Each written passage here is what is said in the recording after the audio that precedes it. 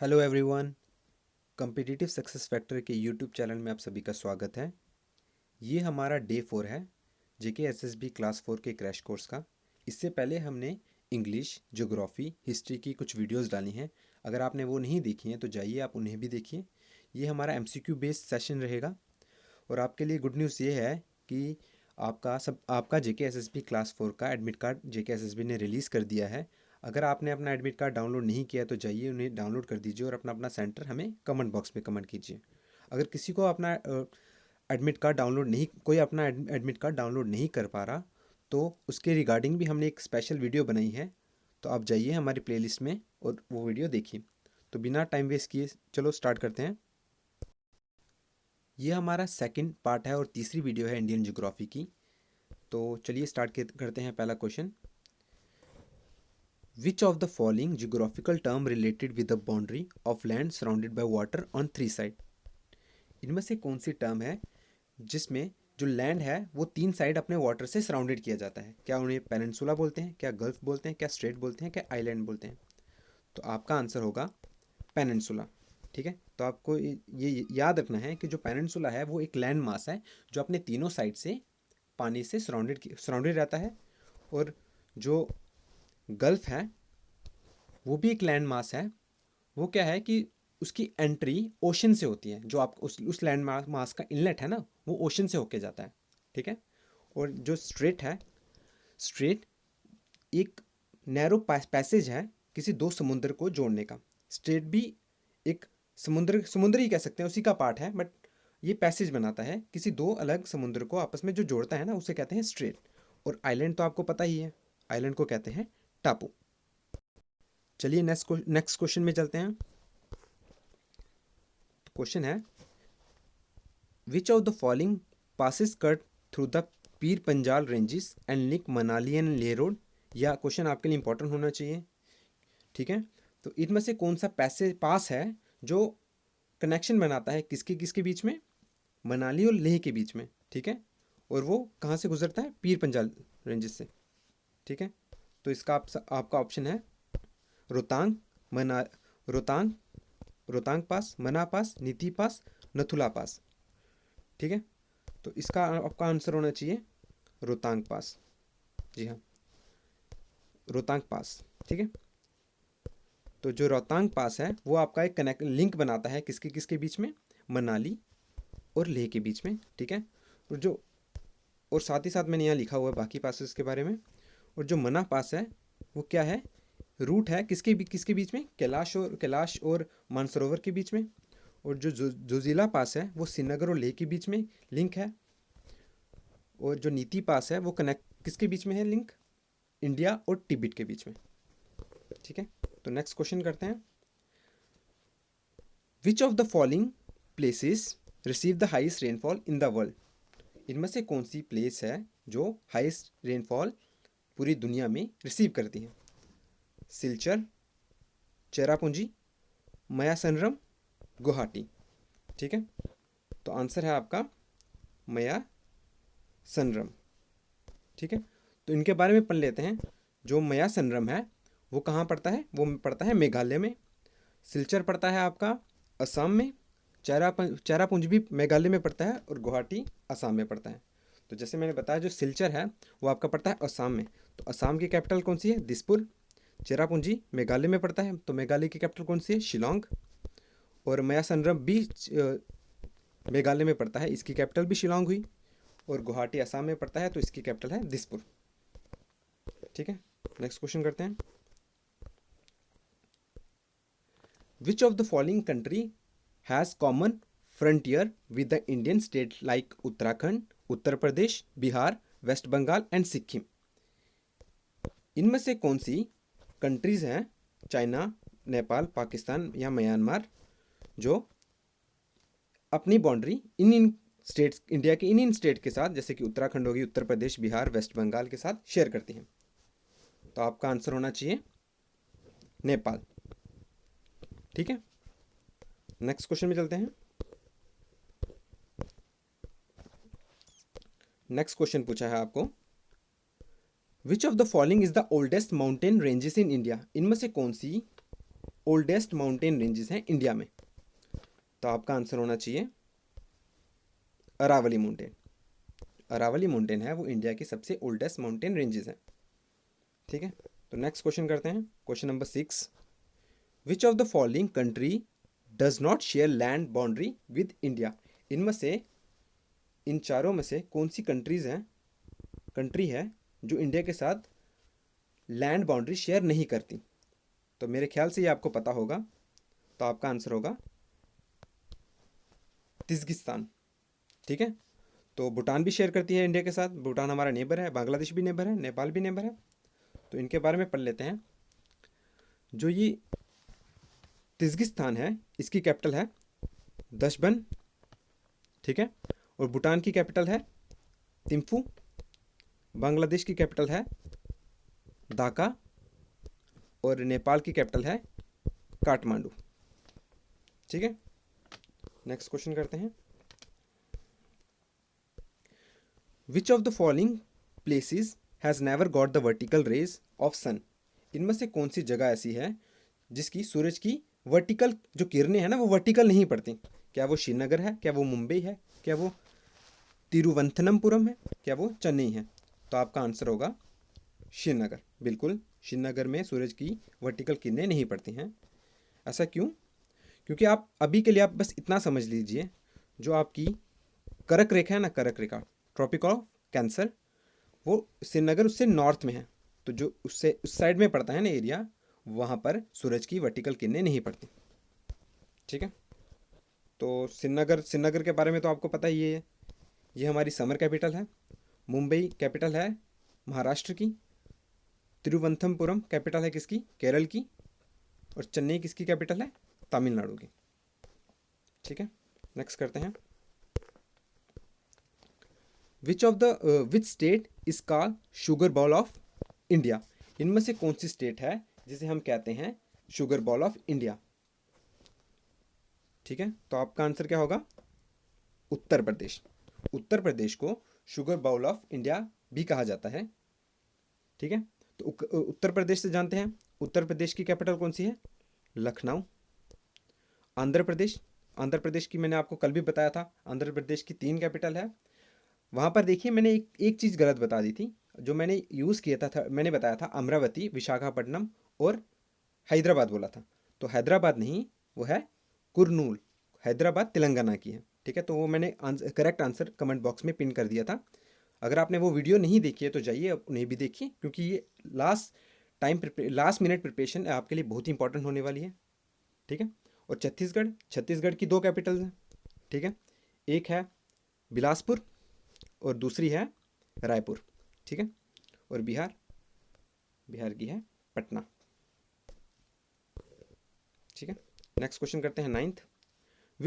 Which is the highest dam in India? इनमें से कौन सा डैम यहाँ इंडिया का सबसे बड़ा हाईएस्ट डैम है? तो आपका आंसर होगा तहरी डैम। और तहरी डैम कहाँ मिलेगा आपको? उत्तराखंड में। ठीक है, तो इंडिया का सबसे बड़ा डैम कौन सा है? तहरी डैम। तहरी डैम कहाँ मिलेगा? उत्तराखंड में। उत्तराखंड की हमने कल किया था कि 2 कैपिटल हैं। कौन कौन सी कैपिटल है? एक है देहरादून और एक है गैरसैंण। एक है देहरादून और एक है गैरसैंण। जो देहरादून है वो हमारी उत्तराखंड की विंटर कैपिटल है, और जो गैरसैंण है वो उत्तराखंड की समर कैपिटल है। ठीक है, और बाखरा डैम कहाँ मिलेगा आपको? हिमाचल प्रदेश में। हिमाचल प्रदेश में। और ये कौन सा है? नागार्जुन सागर डैम मिलेगा आपको आंध्र प्रदेश में। आंध्र प्रदेश, इससे पहले मैंने आपको करवाया कि 3 कैपिटल हैं इसकी। कौन कौन सी लिखवाई मैंने? अमरावती, विशाखापट्टनम, कुरनूल। ठीक है, और हीराकुंड डैम आपका पड़ेगा उड़ीसा में। और उड़ीसा की कैपिटल कौन सी है? भुवनेश्वर। अब आप नोटबुक और पेन के साथ बैठिए, जो जो मैं यहाँ बोलता हूँ वो आपके लिए बहुत ही इंपॉर्टेंट होने वाला है। आप उसे नोट कर दीजिए, क्योंकि लास्ट टाइम आप जब भी एग्ज़ाम से पहले आप तैयारी करोगे, रिवाइज करोगे ना, आप उन्हीं नोटबुक को रेफर कीजिएगा जो आपने खुद के हैंड रिटन के नोट्स बनाए होंगे। ठीक है, तो आपको बार बार वीडियो देखने की ज़रूरत ना पड़ेगी, किसी की भी, मैं अपनी नहीं बोल रहा, किसी भी चैनल की। ठीक है, क्वेश्चन नंबर 10 करते हैं। विच one of the following pair is not correctly match? इनमें से कौन सा पेयर करेक्टली मैच नहीं है? देखिए, जो मीरी हिल्स है वो अरुणाचल प्रदेश में है, पहला बता रहा है, और एक बता रहा है मिकिर हिल वो असम में है, लुशाई हिल वो मिजोरम में है, अबोर हिल वो कहाँ है, मेघालय में। तो इसका करेक्ट आंसर है क्या, डी पार्ट। जो अबोर हिल है वो मेघालय में नहीं है, अबोर हिल कहाँ है, अरुणाचल प्रदेश में। ठीक है, आपको ये याद रखना है, अबोर हिल कहाँ है, अरुणाचल प्रदेश में। मीर हिल भी अरुणाचल प्रदेश में है, मिखिर हिल असम में है, लुशाई हिल मिजोरम में है। ठीक है, तो नेक्स्ट क्वेश्चन करते हैं, 11th question. Which one of the following river is called the sorrow of Bengal. इनमें से कौन सी रिवर को क्या कहा जाता है, सॉरो ऑफ बंगाल। देखिए यहाँ पर ऑप्शन आएगा Ganga, I think Ganga river होगा यहाँ पर ऑप्शन।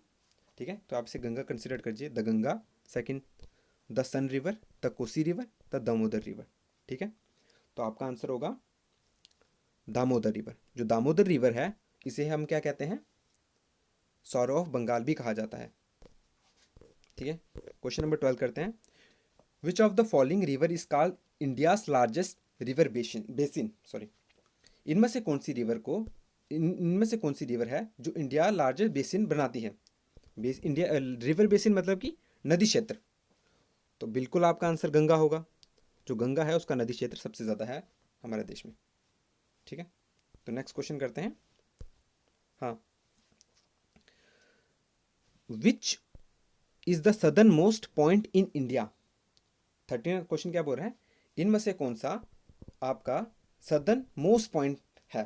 तो याद रखिएगा, कंफ्यूज ना हो जाइए यहाँ पर, सदर्न मोस्ट पॉइंट या सदर्न टिप से। ठीक है, तो आपका सदर्न मोस्ट पॉइंट क्या है, आपका आंसर होगा इंदिरा पॉइंट। ठीक है, इंदिरा पॉइंट क्या है आपका सदर्न मोस्ट पॉइंट। और यही अगर अगर आप पूछा जाता कि सदर्न टिप क्या है, तो आपका आंसर होता कन्याकुमारी। सदर्न मोस्ट पॉइंट है आपका इंदिरा पॉइंट और सदर्न टिप क्या है, कन्याकुमारी। ठीक है,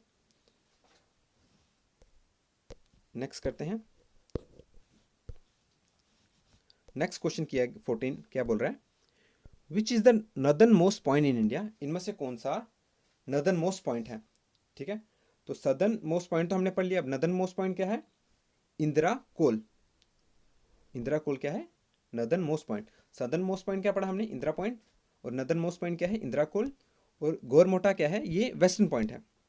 ठीक है, और किबिथु क्या है, ये ईस्टर्न पॉइंट है इंडिया का। ये आपके लिए बहुत इंपॉर्टेंट क्वेश्चन बन जाता है। ये पूरे के पूरे ऑप्शन हैं जो आपके लिए बहुत ही ज़्यादा इंपॉर्टेंट बन जाते हैं। ठीक है, और जो इस पीडीएफ की सोल्यूशन हम आपको अपने टेलीग्राम चैनल में प्रोवाइड करवा देंगे, जहाँ पर आपको सोल्यूशन और उसकी एक्सप्लेनेशन दी होगी। ठीक है, आप जाइए और हमारे टेलीग्राम चैनल को भी फॉलो कीजिए, जिसका लिंक डिस्क्रिप्शन बॉक्स में दे दिया जाएगा। ठीक है, तो क्वेश्चन नंबर 15 पढ़ते हैं। ये क्या बोल रहा है, in which state Konark sun temple located. ये बहुतों को पता होगा और जिन्हें नहीं पता है उन्हें हम बता देते हैं। तो जो कोणार्क सन टेम्पल है वो कहाँ मिलेगा आपको, वो मिलेगा आपको उड़ीसा में। जो आपके 10 रुपये का नोट है ना, उसके पीछे भी कोणार्क सन टेम्पल का ही फोटो छपा है। अगर आपने नहीं देखा उसको तो देखिए अपने नोट के पीछे। ठीक है, उड़ीसा, उड़ीसा की कैपिटल क्या है, भुवनेश्वर। ठीक है, और जम्मू कश्मीर में भी एक सन टेम्पल है जिसका नाम क्या है, कमेंट बॉक्स में बताइए। चलो मैं बता देता हूँ, मार्तंड सन टेम्पल। ठीक है, अब 16th क्वेश्चन क्या बोल रहा है। हाँ, what is the substitute name for human geography. Human geography को क्या बोला जाता है, और anthropography, polymythography, geography sorry, anthropogeography, polymythogeography, demogeography and census geography. तो आपका आंसर होगा, जो ह्यूमन जियोग्राफी को क्या बोला जाता है, साथ ही साथ एंथ्रोपो जियोग्राफी। क्या आपको याद रखना है, ह्यूमन जियोग्राफी को एंथ्रोपो जियोग्राफी भी कहा जाता है। और आपका 17th क्वेश्चन क्या है, dash is responsible for conducting the census in India. ठीक है, तो इनमें से कौन सा अथॉरिटी है जो रिस्पॉन्सिबल है किसके लिए, सेंसस इंडिया में कंडक्ट करवाने के लिए। ठीक है, तो आपका आंसर क्या है, क्या वो गवर्नर ऑफ स्टेट है, क्या वो गवर्नर ऑफ आरबीआई है, क्या वो ऑफिशियल ऑफ रजिस्टर जनरल है, क्या वो प्राइम मिनिस्टर ऑफ इंडिया है। तो आपका आंसर होगा the office of register general. ठीक है, क्वेश्चन नंबर 18 आपके लिए ये है कि विच of the following state has the lowest sex ratio. मतलब अब आपको जानना पड़ेगा कि सेक्स रेशो क्या होती है। ये हर 1000 पुरुषों के बीच कितनी महिलाएं हैं, वो आपकी सेक्स रेशो बताता है। इनमें से हमारी कौन सी स्टेट है जिसमें महिलाओं का स्तर कम है, नंबर कम है हमारी पूरी स्टेट में ओवरऑल जितनी भी है। कितनी हमारी स्टेट है टोटल अभी तक हमने पढ़ा था 28 और 8 यूनियन टेरिटरी है हमारी। ठीक है, तो इनमें से कौन सी जिनमें सबसे कम सेक्स रेशो है वो है आपका, जी हाँ बिल्कुल, हरियाणा। हरियाणा, ठीक है। तो अब आपका 19वां क्वेश्चन ये है। देखिए ये लेटेस्टली मैंने क्वेश्चन उठाया है, अभी कुछ दिन पहले, 1-2 दिन पहले अर्थक्वेक आया था हमारी स्टेट में, यूटी में, तो उसके अकॉर्डिंग ये क्वेश्चन उठाया मैंने। In which of the following year maximum magnitude of earthquake ever recorded in Jammu and Kashmir. ठीक है, इनमें से कौन सी ईयर में सबसे, जम्मू कश्मीर में सबसे ज़्यादा मैग्नीट्यूड का अर्थक्वेक रिकॉर्ड किया गया। जी हाँ बिल्कुल, आपका आंसर होगा 2005, जो 2005 में 7.6 मैग्नीट्यूड का अर्थक्वेक आया था, जिसने बहुत ही तबाही मचाई थी हमारी स्टेट में, जो पहले स्टेट हुआ करती है अब यूनियन टेरिटरी है। ठीक है, तो अगर ये क्वेश्चन आपके लिए, instrument use to detect earthquake. अब कौन सा इंस्ट्रूमेंट है जिसकी वजह से हमें पता लगता है कि अर्थक्वेक आया है या कितने मैग्नीट्यूड का आया है। क्या वो बैरोमीटर है, क्या वो सिस्मोग्राफ है, क्या वो टैकोमीटर है, क्या वो एनीमोमीटर है। ठीक है, तो बिल्कुल आपका आंसर सिस्मोग्राफ होना चाहिए, या इसको सिस्मोमीटर भी कहा जाता है। ठीक है, तो सिस्मोग्राफ से हम मेज़र करते, डिटेक्ट करते हैं या मेज़र करते हैं अर्थक्वेक को। ठीक है, जो बैरोमीटर है वो क्या किस काम आता है, वो एटमॉस्फेरिक प्रेशर मेज़र करने के काम आता है। और जो टैकोमीटर है वो किसी ऑब्जेक्ट की स्पीड मेज़र करने का काम आता है। ठीक है, स्पीड बताता है मतलब। और जो एनीमोमीटर है वो विंड की स्पीड और विंड की डायरेक्शन बताता है आपको। ठीक है, तो ये हमारे MCQ सीरीज़ थी ज्योग्राफी की 20 क्वेश्चन की। होप आपने पसंद की होगी ये सीरीज़ और आपको अच्छी लगी होगी। इससे पहले भी हमारी एक वीडियो थी जिसमें हमने 20 MCQ सीरीज़ की थी, जो पार्ट 1 था ज्योग्राफी के MCQ सीरीज़ का। होप आपने वो भी देखी होगी। होप आपको हमारा इनिशिएटिव अच्छा लगा होगा। हमने यहाँ पर सिर्फ 20 क्वेश्चन ही नहीं किए, हमने 20 क्वेश्चन के जो 4 अलग अलग ऑप्शन आते हैं उनको भी एक्सप्लेन करने की कोशिश की है आपके पास, जिससे कि आपके यहाँ पर सिर्फ 20 क्वेश्चन ही नहीं, ये कम से कम 40 से 50 क्वेश्चन आपके बन जाते हैं। ठीक है, तो अगर आपको हमारा ये इनिशिएटिव अच्छा लगा तो आप इसे लाइक कीजिए, सब्सक्राइब कीजिए और अपने दोस्तों के साथ शेयर कीजिए। ठीक है, तो बाकी आपसे मिलते रहेंगे अपने अलग नेक्स्ट वीडियो में। Thank you so much. जय हिंद, जय भारत।